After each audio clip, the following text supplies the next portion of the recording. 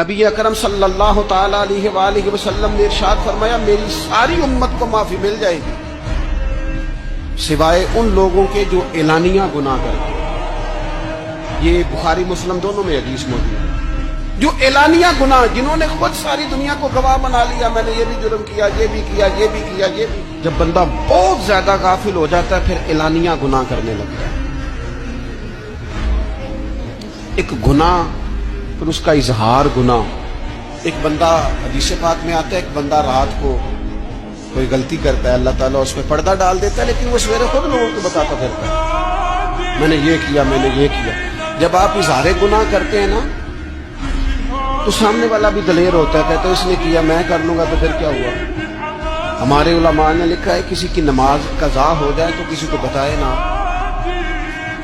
قضا پڑھ ڈالے، اس کا جگہ جگہ ذکر نہ کرے۔ جب آپ کہیں گے نا میری قضا ہو گئی تو آپ کے ساتھ رہنے والا بچہ دوست سمجھے گا یار اس کی قضا ہو گئی ہے تو میری بھی ہو جائے۔